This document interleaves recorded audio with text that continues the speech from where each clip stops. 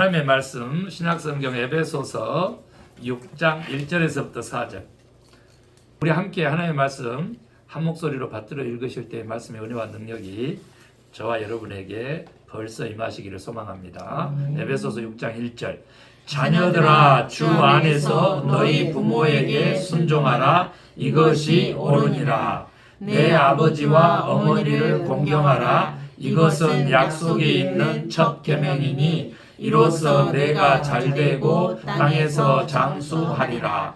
또 아비들아 너희 자녀를 노엽게 하지 말고 오직 주의 교훈과 훈계로 양육하라. 아멘. 한 남자가 있었어요. 그런데 화상이 너무 심해가지고 아들하고 딸을 키울 수가 없었어요. 그래서 아들하고 딸을 고아원에 맡기게 됐답니다. 세월이 흘렀는데 그 남자는 시골에서 살았고 혼자요. 고아원에 맡겼던 아들하고 딸은 장성해서 결혼을 하게 된 거예요. 그래서 그 얼마나 축하할 일이야. 그래서 아빠 자격이 없지만 결혼식에 참석하고 싶어가지고 찾아갔는데 아들하고 딸이 화상 입은 아버지가 싫다고 우리끼리 하겠다고 거부를 했어요. 그리고 다시 물러와서 이제 이 남자는 시골에서 다시 살다가 그 자녀들이 아들, 딸 낳고 하는 소식도 들어서 손자, 손녀도 너무 보고 싶어가지고 그래서 이제 내 혼자인데 그래도 자식들 때문에 이렇게 손자, 손녀도 생기고 얼마나 큰 가족이 되었는가 하고 감사한 마음으로 살다가 그 시골 마을에서 죽게 됐어요. 그러니까 마을 사람들이 당연히 잘 살고 있는 아들, 딸 찾아서 연락을 한 거예요. 둘이 다 오빠 갈 거야? 오빠가 말이 없어요. 나는 싫은데. 여동생이 얘기하는 거예요. 그래도 자식들 도리로 마지막인데 장례는 치러주고 와야지. 동네 사람들이 뭐라 그러겠어? 하면서 한 번도 가본 적이 없는 그 아빠 살았던 시골 마을로 간 거예요. 그래서 장례식을 치르려고 장례 준비를 동네 이장님이랑 만나가지고 준비하는데 이장님이 얘기하는 거예요. 다른 건 모르겠는데 아빠 유언이다. 화장은 시키지 말아달라고 부탁을 하더라. 그게 또 의논하는 거예요, 둘이. 아들이 얘기합니다. 야, 산에다가 묻어놓으면 누가 묘소는 관리하냐?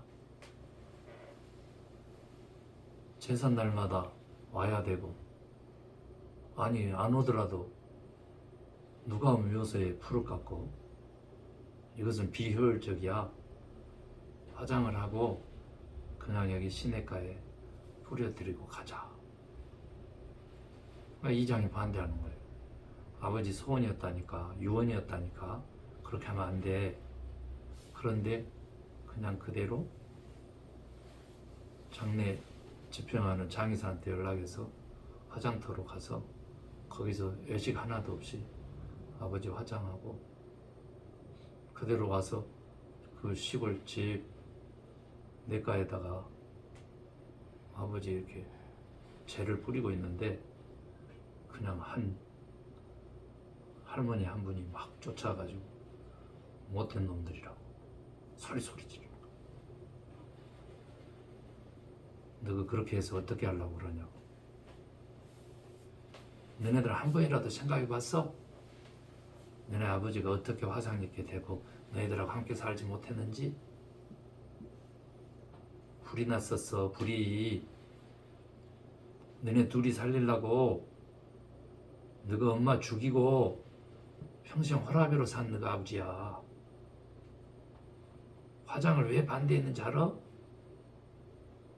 평생 살면서 불에 자기가 타 죽는 악몽을 꾸다가 간 거야. 어찌 너네들이 그럴 수 있어? 그때 이제 두 아들, 딸은 통곡을 했다. 늦은 거지. 그리고 마지막 그 유언도 들어주지 못했고 엄마 생명으로 또 아버지 그 온몸의 화상으로 우리가 고아원으로 맡겨질 수밖에 없었다는 사실을 인제서 깨닫게 된 거지. 그런 것 같아요. 자식은 부모 마음 다 헤아리기 어려워. 그러니까 오늘 본문에서 자녀들은 부모에게 순종하라고 그런다. 이것이 옳다고. 그런데 머리 굵어진단 말 알죠?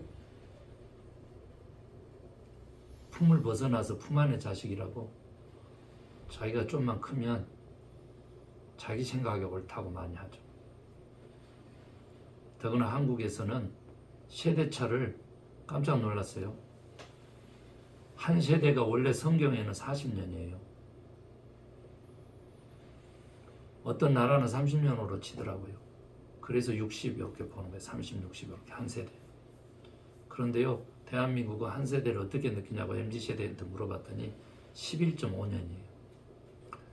하늘 아버지가 우리를 낳으셨다. 우리가 이렇게 하늘 자녀들로서 그렇게 기억하는데 목사님 공부 진짜 열심히 했거든. 다른 목사님들하고 진짜 비교해서 진짜 부끄럽지 않게 열심히 해요. 그리고 목사님은 성경만 하는 게 아니고 그래도 1년에 책 3권에서 4권 정도는 복음서적 반드시 읽고 그 책으로 설교 말씀을 전하고 해서 항상 말씀 새롭고 그런다는 말을 많이 들어요. 저는요, 지금 여기 왜 와 있는가 이렇게 생각하는 거예요. 저희 아버지 생각나가지고 좀 생각해 보는 거예요. 10월 24일 날 아버님 이제 돌아가셨거든요. 85세 일기로 돌아가셨는데 고운에서 돌아가셨어요. 그런데 운명하시기 바로 이제 하루 전에 도착해가지고 의식이 없는 아버지 가슴에다가 내가 내 얼굴을 묻고 첫 마디가 뭔지 아세요? 5분간만 하라 그랬는데 내가 한 10분 쓴 것 같아. 미안해 미안했어. 10분 마지막 말은 뭐였을 것 같아? 아버지 미안해.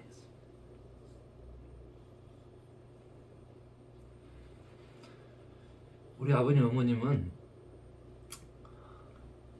바닷가에서 또 농촌에서 태어나서 자라서 어부로 평생을 사셨어요. 내가 목회 40년 자꾸 얘기하는데 어머님 아버님도 40년을 바다에 구물, 김양식 그렇게 하면서 고기 잡아서 자녀들 6명을 다 교육시키고 길러내셨죠. 지금도 후회하는 것은요, 어머님 병원에 지금 계시지만 5년만 더 일찍 은퇴했다면 어머님 수술 그렇게 많이 안 해도 됐고 저렇게 약 많이 안 드셔도 됐고 그랬을 거라고 봐요. 5년만 더 하시다가 그렇게 일찍 돌아가신 거. 또 어머님은 저렇게 허리가요 90으로 굽어버렸어요. 그냥 서시면 이렇게 돼요. 이렇게. 그러니까 이렇게 고개를 들고요 자식을 보려고 하면 이렇게 무릎을 숙이고 뒤로 이렇게 더 들어야지만 저거 안아볼 수 있는 그런 어머님이 되어버렸어요. 지팡이 짚어야만 걸어야 되는 것은 기본이죠. 거의 앉아서 생활하시게 되니까 얼마나 그 통증이 심하겠어요. 5년이에요, 5년. 5년만 일찍 은퇴를 하셨어도 그런 일이 없었다라고 하는 얘기를 두 분이 하시니까 그게 마지막에 했던 말도 아버지 미안해.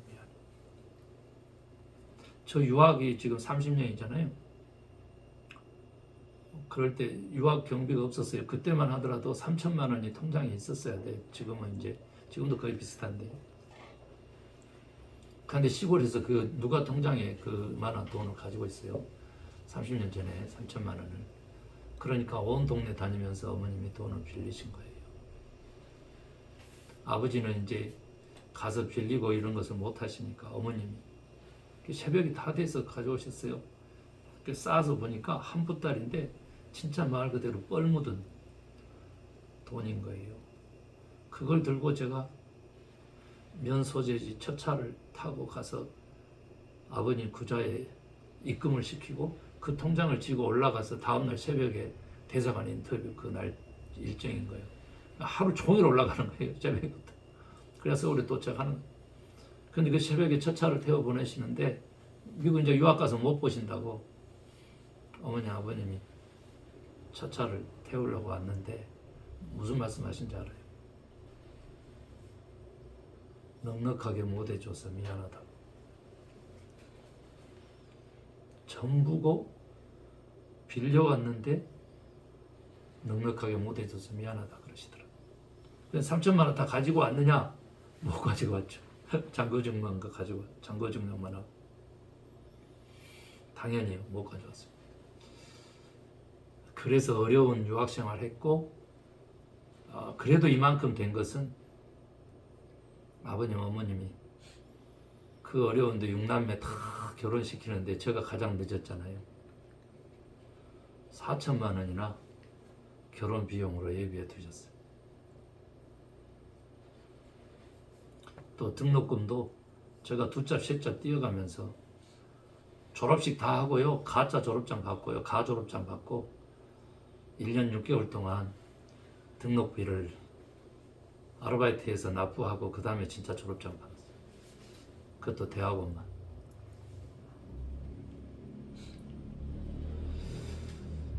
그렇게 어려운 생활을 했는데요. 아버님 아프시다고 하는데 병원에 입원했다고 하는데요.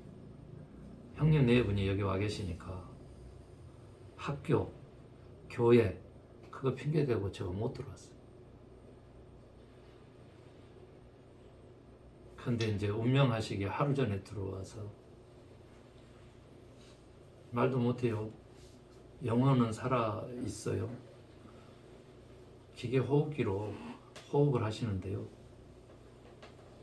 제가 손을 잡고 아버지 미안해 하니까 그 눈도 못 뜨죠. 그런데 여기서 이렇게 눈물이 흐르는 거예요. 말이 돼요? 호흡을 못 하셔가지고 기계로 호흡을 하고 계시는데 그 외에 엄청난 일들도 있었지만 그 아버님 위독하시다고 해도 비행기 탈 생각을 못하고 그렇게 미국에 신학대학교 2개, 교회, 기도원 이거 지키고 있었던 김 목사가 아버님 지금 하늘로 올려 보내드렸는데도 올 이유가 없는데도 비행기 타고 지금 3번을 왔다 갔다 하는 거예요.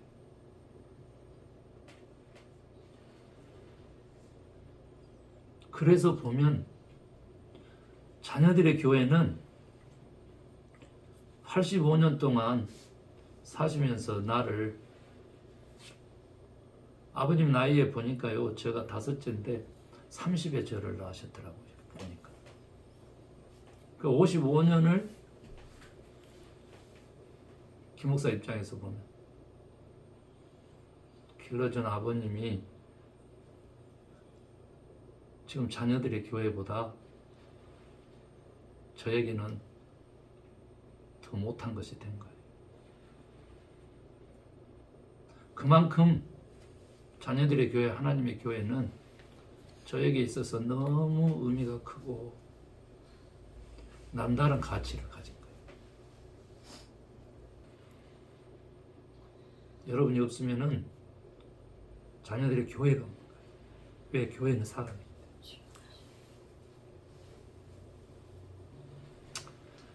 아버님보다 더 나에게 중하고 가치로운 이 자녀들의 교회는 하나님의 비전과 꿈이 담겨있는 교회가 되리라고 그렇게 믿어요. 그래서 자녀들이 잘해야 돼. 자녀들이 이 어버이 주일날 우리 두 아들이 잘해야 돼. 저는 웬만하게 나이 차이가 우리 아버님 연세는 안 돼도 권사님들 보면 제가 어머님이라고 부르고 장로님들 보면 아버님이라고 부르고 그러기를 좋아해요. 왜? 예수님이 십자가에서 달려 돌아가시면서 7마디 말씀하셨는데 그 중에서 세 번째 말씀이 뭐였어요? 아들아, 엄마다. 어머니, 아들입니다. 우리가 사랑하시는 제자 요한하고 육신적인 어머니 마리아하고 어머니 아버지 관계를 이루어진 예수님의 그 십자가 위에서의 7마디 말씀 기억나시죠? 그렇게 했기 때문에 저도 이제 그런 마음 가지고 있는 거예요. 그래서 과연 우리는 부모에게 진짜 마지막까지 순종할 수 있느냐라고 하는 차원에서 보면 사실은 진짜 순종은 무슨 순종이요? 항시 싸움인 것 같아요. 무시하는 거죠. 한 세대, 우리하고는 차원이 다르고 사회가 급변한다고 해서 아버지하고 자식과의 그 관계가, 부모하고 자식과의 관계가 변한 건 아닌데 우리는 그렇게 관계를 세상을 핑계 삼아서 조그마한 스킬을 핑계 삼아서 우리는 그 관계를 순종의 관계가 아니고 대적하고 오히려 그렇게 하는 거죠. 그런데 이제 너무 재미난 사실은 뭐냐면요. 아버님은 자식들 얘기를 잘 안 듣고 고집을 부려가지고 일찍 가신 거라고 하는 결론도 있어요. 무슨 말인지 알아요? 상호 의존 관계가 너무나 좋은 관계인 거예요. 일방적으로 내 말 들어 이거 아니잖아요. 그거 염려해가지고 바울이 에베소 교회에 편지하면서 쓴 내용인데 4절에 그렇게 써놨잖아요. 특별히 아비들아 그래놨어요. 아비들. 그게 아주 부모를 다 상징하는 거예요. 내 자녀를 노엽게 하지 말아라. 첫 번째 명령했고요. 노엽게 하다라고 말한 게 분노케 하지 말으라는 거죠. 그 다음에 뭐라 그랬어요? 네가 교훈과 훈계로 양육하라. 이렇게 얘기했거든. 그리고 자녀들은 순종하라 그랬는데 주 안에서 순종하라 이랬거든. 이게 이제 중요한 포인트예요. 이게 사실 주 안에서. 그래서 상호 의존 관계가 가장 좋은 관계지만 여기서 부모는 양육의 책임이 있고요. 동시에 지난주에 제가 유엔의 아동 그 권리에 대한 얘기를 했지만 사실은 오늘 분노케 하지 말아라 하면서 똑같은 4가지 권리는 아니지만 3가지 그 강한 교훈이 있어요. 첫 번째가 뭐냐면요. 정도 이상의 엄격하거나 정도 이상의 훈련 핑계로 체벌하지 말 것을 지금 명령하는 거예요. 그래서 자녀들의 입장을 부모가 대봐야 된다는 거예요. 우리 아버지 하나님이 그렇게 하시는 거예요. 그 다음 주에 성령 강림 주일날 말씀 전하겠습니다만은 그 보혜사 성령님을 보내실 때 예수님이 약속하고 하나님이 약속한 그 보혜사 성령님의 목적도 마찬가지예요. 자녀들의 입장, 자녀들의 마음을 헤아리는 그 하나님의 부모 마음을 부모들이 가져야 된다. 그거예요. 그래서 정도 이상으로 그렇게 너무 엄격하거나 너무 가혹한 그런 교훈과 책망, 바르게 함과 의로 교육하기 유익한 성경 말씀이긴 하지만은 그것은 피하라고 하는 거고. 그 다음에 두 번째가 비합리적인 요구 이거 안 돼요. 지금 우리 미국에 사모하고 아이들하고 매번 전쟁이에요. 그냥 가만히 얘기를 들어보면 이 앞전에 나갔을 때도 5일밖에 못 있다고 들어왔지만 14일 만에 들어왔지만 가만 보면은 부당하다는 거예요. 자꾸 비합리적이라는 거예요. 벌써 아들들이 그걸 판단을 가지고 그거하고 맨날 싸워요.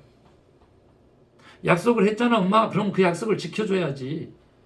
우리는 그 약속 믿고 이렇게 했는데 엄마가 지금 브로큰하는 거잖아. 이렇게 얘기를 하고 이건 말이 안 되지. 언페어하다고 이렇게 얘기를 많이 하더라고요. 우리가 자녀들이라고 해가지고 합리적이지 않는 요구를 하는 거 이것은 자녀들을 분노케 한다는 사실을 기억해야 되고요. 그 다음에 세 번째가 뭐냐면 권위적인 거 이게 너무 권위를 남용하는 것도 안 좋아요. 자녀들이 순종하라라고 하는 거에서는 당연히 부모에게 권위를 주는 거잖아요. 그런데 그 부모로서의 권위를 남용하는 사람들이 너무 많다. 부모들이. 어버이 주일인데 왜 부모님 얘기부터 먼저 하냐 그러면 자녀들이 부모에게 이런 부모에게는 순종하라 라고 하는 것뿐만 아니라 이런 부모가 아닐지라도 순종하라고 권하기 위해서 제가 이 말씀을 먼저 4절을 먼저 말씀드리는 거예요. 마지막 결론으로 그렇게 말하는 거잖아요. 왜? 자녀들아 내 부모를 주 안에서 순종하라. 이것이 어른이라 했기 때문에. 요즘 옳은 것이 뭔지 가치가 있습니까? 주님은 말씀하셨어요. 성경 통해서. 마지막 때에 어떤 일이 벌어진지 아시죠? 여기도 똑같은 단어를 썼는데 자기 마음의 옳은 대로 행한다 그랬어요. 마지막 때. 종말이 다가온 거예요. 공통의 기준이 있다는 거예요? 없다는 거예요? 없어진다는 거예요. 요게 종교적 다원주의를 염려하는 기독교만큼이나 우리 스스로 내면적으로 염려해야 되고 또 염려해야 되는 거예요. 너무 다양하고 너무 많으니까 공통의 옳은 것이 없는 시대에 우리가 산다고. 옳은 게 뭐예요? 한자로 하면 의야. 실질적으로 우리가 구원을 얻는다고 했었을 때 칭의라고 하는 단어를 쓰지만 구원 얻으면 뭐를 회복한다 그랬어요?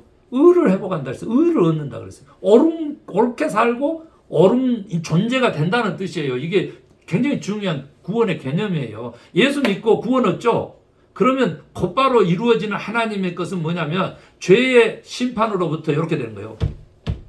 의롭게 된다는 뜻은 재판장에서 너가 죄가 없다라고 하는 이거란 말이에요.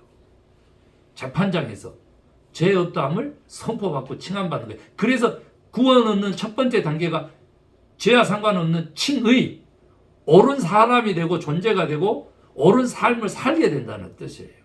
그런데 우리 오늘날 교회 공동체가 옳은 그리스도인의 삶, 옳은 하나님의 자녀됨의 삶이 이거다라고 하는 게 있냐 이 말이에요. 저는 이게 너무 안타까워요. 여기서 그냥 지겨가면 어떻게 돼요? 이 옳은 것은요, 주님에게 순종하듯이 부모에게 순종하라는 거예요. 엄마에게 순종하라는 거예요. 아빠에게도 순종하라는 거예요. 그런데 주 안에서 표현했잖아요. 어떻게? 주님의 순종하듯이 그 말이에요. 그런데 보이지 않는 주님에게 우리가 지금 순종하나 이런 표현을 많이 쓰는데요. 지금 우리가 예배하는 이 모습이 순종하는 모습이에요. 아멘 하시고요. 아멘. 요거야. 왜냐면 이 시간은 지금 양보 안 하잖아, 우리가. 이 시간은 우리가 다른 데 양보 안 하잖아. 유튜브에도, 컴퓨터에도, 게임에도, 아니, 그냥 친구 만나는 거에도, 잡담에도, 영화 관람에도, 음악 듣는 거에도 우리 양보 안 하잖아요. 공부하는 거에도 양보 안 하잖아요. 자기 개발하는 거에도 양보 안 하잖아요. 하나님에게 순종하는 것이다. 이거 옳은 거라는 거예요. 옳은 거의 가치는 이런 거예요. 다른 거하고 비교하고 바꿀 수 없는 걸 얘기하는 거예요. 옳다라고 하는 것은 가치를 얘기하는 거예요. 영적 질서를 얘기하는 거예요. 피아노 우리 반주자하고 면담할 때도 제가 그 얘기를 해준 거예요. 삶에서 있잖아. 우선순위가 없고 삶에서 우선순위에 따른 가치에 따른 질서를 바로잡지 못하면 그 믿는 사람이 아니다. 왜? 창조주 하나님을 믿기 때문에 내가 이렇게 설명했어요. 우리가 창조주 하나님을 믿는다는 뜻은 우리가 믿는 하나님의 창조주라고 하는 뜻은 무슨 뜻이냐면 혼돈에다가 말씀으로 질서를 세우셨다라고 하는 뜻이 돼요. 그래서 바로 그 질서에 맞는 그러한 생활을 해라. 그것이 바로 옳은 것을 쫓아서 사는 가치 중심적 삶이다. 그런데 여기서는 뭐라고? 순종이 바로 부모를 순종하는 것이 옳은 것이다. 그 다음에 또 옳은 것이 하나가 나와요. 2절에 내 아버지와 어머니를 뭐라고? 공경하는 것이다. 공경이 뭔지 아세요? 가장 먼저는요, 어머니 아버지를 존중을 넘어선 두려움을 갖는 거예요. 거룩한 두려움이에요. 나를 망치는 두려움이 아니라 거룩한 두려움. 그러니까 감히 침범하지 못하는 그 선을 가지고 부모를 대해야 된다는 거예요. 그렇게 권위를 내가 부여해 주는 것, 이것이 공경의 첫걸음이에요. 그런데 우리 하나님과도 이런 관계인데요. 우리가 자녀들의 삶이니까요. 그런데 우리 아버지, 엄마는 어떻게 하냐 그랬더니 친구처럼 한다고 예수님 약속하셨어요. 어떻게 된다고? 친구가 된다고 그랬어요. 친구. 이 공경이 주인이고 종이고의 관계가 아니고 친구로서의 관계성 속에서도 공경이 가능하다라고 하는 게 뭐냐 그랬더니 섬김. 헌신. 아들들, 만 원이 문제가 아니야. 고깃집에 가서 밥 먹는 게 문제가 아니야. 주의 성전 깨끗하게 꾸미는 거 와서 도와줘 라고 했었을 때 가서 도와주는 것이 섬김이고 헌신이다. 아들 파워포인트 요거 예배 때, 아들 드럼 요거 예배 때, 요게 섬김이 되고 헌신이 되는데 다 합하면 어떻게 되냐? 하나님 아버지를 공경하는 거예요. 이 부모 공경이라고 하는 이 공경의 단어도요, 이스라엘 백성들에게 명령하신 율법인데 하나님을 공경하는 거예요. 제1계명이 뭐라 그랬어요? 나 외 다른 신을 없게 하고, 그 다음에 제2계명은 우상 숭배하지 말라 그랬잖아. 우상 숭배하지 마라. 오직 하나님만 어떻게 하라고? 공경하라 그랬어. 공경하라. 원단어가. 하나님만 섬기라 그랬죠? 그러니까 공경이 무슨 뜻이에요? 섬기. 이것이 뭐라고? 옳다고. 그래, 좋아. 목사님 진짜 가치 중심적 사역 좋아요. 그 다음에 뭐 우리 삶에서 바꿀 수 없는 그런 그 우선순위, 질서, 가치 다 좋아요. 그걸로 끝이에요? 아니에요. 우리 하나님은 그런 분이 아니에요. 네가 부모에게 순종하고 주님에게 순종하고 하나님을 공경하고 부모를 공경하면 우리 하늘 아버지는 어떻게 우리에게 약속을 하셨느냐 그랬더니 내가 네게 준 땅에서 네가 잘되고 장수하고 반대로 장수하고 복을 받고 이야 복된 생활을 이 약속을 해주신 거예요. 여호와 이렇게 표현해요. 나 여호와 하나님이 네게 준 땅에서 네가 잘되고 장수하리라. 아멘. 나 여호와 하나님 내가 네게 준 땅에서 네가 장수하고 복을 누리리라. 아멘. 이게 출애굽기 20장 그 다음에 신명기 6장에 주님이 약속하신 말씀. 신명기 5장 16절 죄송합니다. 6장이죠. 내 부모를 공경하라. 그래서 오늘 바울은요 이렇게 예수님도 똑같이 명령하셨는데 바울은 에베소 교회에 이것이 약속 있는 첫 계명이라고 그래요. 첫 계명이라고. 그래서 보세요. 1계명부터 4계명까지는 하나님 사랑이라 그랬죠. 우리 다 기억하니까 뭐예요? 나 외에 다른 신 없게 하고 우상 숭배하지 말고 내 이름을 망령되이 이끌지 말고 그 다음에 지금 주일 예배 드려라 이게 안식일 거룩하게 지키라. 그 다음에 여기가 하나님 사랑이고요. 나머지 6계명이 다 10계명 중에서 이웃 사랑이라 그랬죠. 예수님이 이렇게 요약을 했죠. 근데 이웃 사랑 중에서 첫째 계명이 뭐예요? 내 부모를 공경하라예요. 제 5계명이에요. 그게 6계명부터 10계명까지는 살인하지 말라, 간음하지 말라, 도둑질하지 말라, 거짓말하지 말라, 그 다음에 욕심부리지 말아라, 탐내지 말아라 이렇게까지 된 거예요. 그런데 보면 요거 있잖아요. 부모 공경부터 시작해서 6계명 하나도 안 하면서 이쪽에 4계명 지킨다고 교회에 나와 있는 사람들이 있어요. 그런데 이것은 옳은 일이 못된 거예요. 왜 그래요? 간단해요. 적은 소자에게, 즉 작은 자에게 하는 것, 그것이 곧 나에게 한 것이라고 하신 주님을 모르는 거예요. 사람들은 그런 주님을 못 만나본 거예요. 그런 인격적인 주님을 못 만나본 거예요. 다른 사람에게 해꾸질하고 다른 사람에게 고통을 주고 다른 사람의 것을 도둑질해오고 이러면서 아버지를 찾는다는 것 자체가 이게 큰 죄악이라고 하는 사실, 옳은 일이 못 된다는 사실을 전혀 모르는 거예요. 우리 삼위일체 하나님은 인격의 하나님이세요. 인격적으로 우리 하나님을 만나지 않으면 내 인격과 성품과 내 삶이 변하지 않아요. 변할 수가 없어. 예배를 왜 와? 어떤 분은 얘기해요. 여기 그래도 예배 와준 것만 해도 감사해야지. 목회하신 분이 교회 공동체는 안 키울 거예요? 목사님한테. 저는 그 얘기예요. 예배 한 주를 드려도 한 시간을 드려도 진실하게 드려야 되는 거라. 성경에 수없이 지적을 해요. 예수님도 지적을 해요. 박하 있잖아. 냄새나는 이파리 하나에 11조는 드린대. 그런데 더 중요한 지금 인, 의, 사랑을 버린다는 거예요. 이것은 뭐라고 그래요? 외식하는 서기관들과 바리새인들이 화했을진저 이렇게 가는 거예요. 우리가 순종하고 공경한다라고 할 뜻은 이렇게 진실하게 대하면 된다. 저는 그렇게 믿어요. 부모를 대할 때도 진실하게 대하면 돼. 부모가 가진 거 내가 얻으려고 가식적으로 하는 거 모르냐 그 말이에요. 부모가 모를까요? 내 배에서 나온 자식인데 모르냐고 부모가. 이 세상에서 가장 나를 잘 이해하고 잘 알고 계신 분은 부모예요. 하나님 아버지도 똑같아요. 하늘 부모도 우리에게 똑같아요. 여러분, 오래 사는 거 주님의 복이에요. 그런데 장수하는 거, 오래 사는 거 말고 또 다른 복도 누리면서 산다 그랬는데 그 복 중에 복은 뭐겠어요? 성경 표현대로 그대로 바꿔보면 잘되고라고 하는 거예요. 다른 말로 하면 형통함을 입는 거예요. 형통함. 내가 꿈꾸는 것, 내가 기도하는 것, 내가 바라는 것, 내가 원하는 것들이 그냥 술술술 막힘없이 풀리다 그런 뜻이에요. 그 형통함이. 그런데 여러분 잊지 마세요. 성경에서 말하는 형통함이란 뜻은 봐봐. 내가 생각하는 대로 잘 되는 게 아닌 거예요.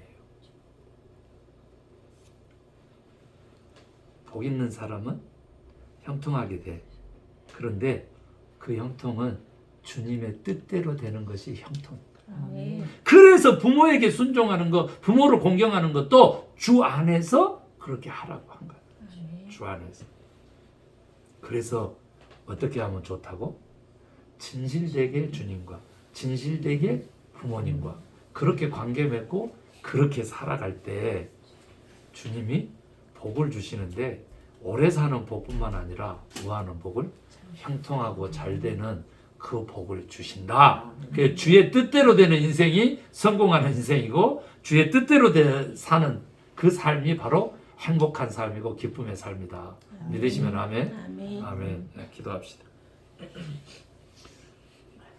주님, 우리는 화장만은 피해달라고 하는 우리를 살린 부모를 외면하는 자식의 심정으로 살아갑니다. 오늘 또 주님을 십자가에 못 박은 일을 서슴없이 죄를 지면서도 죄인지 모르고 살아갑니다. 하나님, 우리를 불쌍히 보시고 이 시간 다시 한번 주신 말씀 앞에 옳은 것을 회복할 수 있도록 의로운 삶을 살아갈 수 있도록 주여 우리로 하여금 진실함을 회복하게 하여 주시옵소서. 그것이 바로 공경이 되고 그것이 바로 순종이 된다는 사실. 하나님, 다시 한번 우리가 두려움을 가지고 주님을 섬기는 길에 순종하게 하여 주시옵소서. 그래서 그것이 옳은 줄로 믿는 참된 믿음, 의로운 삶을 살아갈 수 있도록 역사하여 주시고 죄 없다라고 선포받는 그 칭의가 우리에게 있을진데 영원한 생명도 허락하여 주시옵소서. 자녀들의 교회를 주시하면서 오고 싶은 마음이 있지만 주변 환경 두리번거리다가 물속으로 빠져드는 저 베드로와 같은 여러 영혼들을 하나님 다시 한번 주님만 바라보게 하시고 정말 물이라도 걸을 수 있는 능력의 사람들로 다시 세워 주시옵시고 우리 자녀들의 교회는 은혜의 바다를 항해해서 저 영생의 천국으로 갈 수 있도록 주여 축복하여 주시옵소서. 다시 한번 하늘 아버지 되시는 우리의 하나님을 감사하고 우리 예수 그리스도의 이름으로 간절히 기도 올리옵나이다. 아멘.